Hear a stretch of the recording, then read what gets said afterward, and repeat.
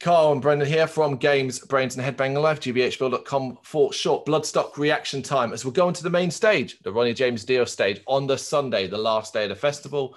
You'll all be exhausted, all super, super tired. And currently, at least at this time recording, the first band on is Seidrblot. Now, I know nothing about this band, right? But I instantly get an impression, A, from the thumbnail of the video, but also just the imagery as well that comes with them. Viking metal? Well, these are a band of intrigue more than anything else. So the Viking thing for sure, the metal thing less obvious. So this is I believe actually I'm probably gonna get this wrong. I know that there's a thing about them meeting in Reading, so I think they're actually UK based, but I don't know if they're like UK born. There's a whole Viking thing there, but I guess we're going back to what would probably be deemed as more traditional stuff, you know, so we're talking authentic instruments, we're talking throat singing, you know, this sort of thing. So you're more on the folk side. Wow, okay. It's very intriguing. It's got to be well worth checking out. All right, let's do this in 3, 2, 1, go.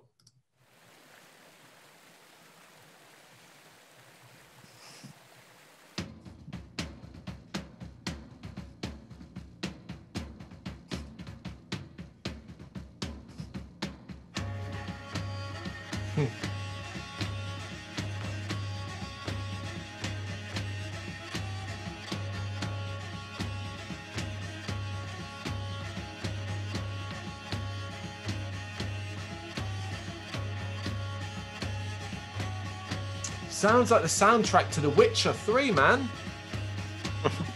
Or the program Vikings, if you've ever seen that.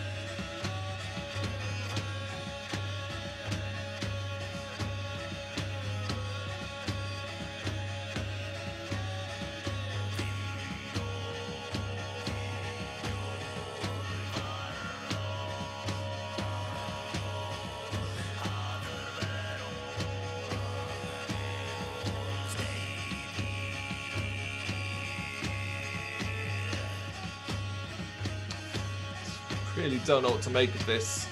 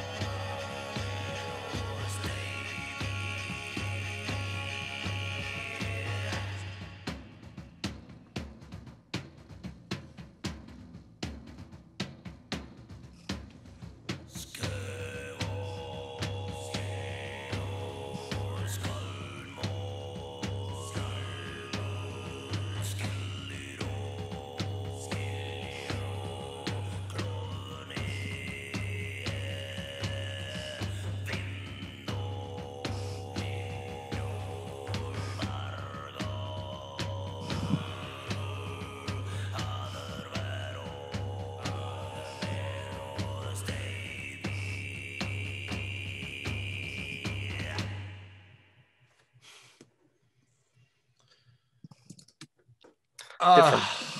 Yeah, I don't even know really what to make of this. I mean, it's very pretty music. It's very unique music. I almost feel like they're kind of screwed because I just can't see that. And I'm just basing it off that one track. I can't see that atmosphere working on the expansive main stage of Bloodstock first thing in the morning. I'm struggling. Like that screams tent. It really does. I think they're in the wrong position. They need to be in a tent for the atmosphere because it's so heavily built on atmosphere.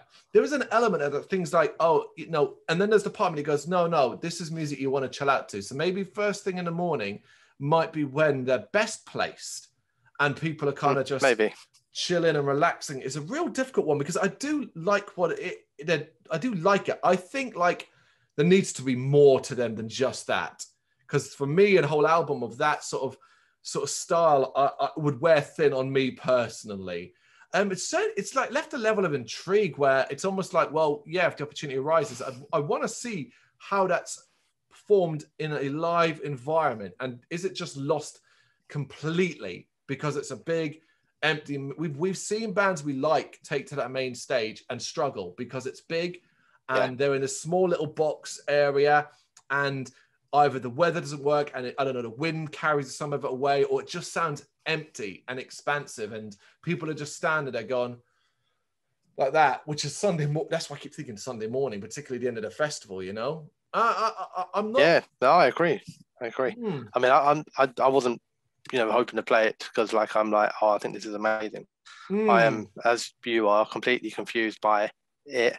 I've listened to a few other tracks. Yeah. And I'm sure there's plenty out there that I've missed, but in the couple or handful that I've listened to, that the style is the same. They don't suddenly drop everything and pick up electric instruments and start having it. It is designed to be like this.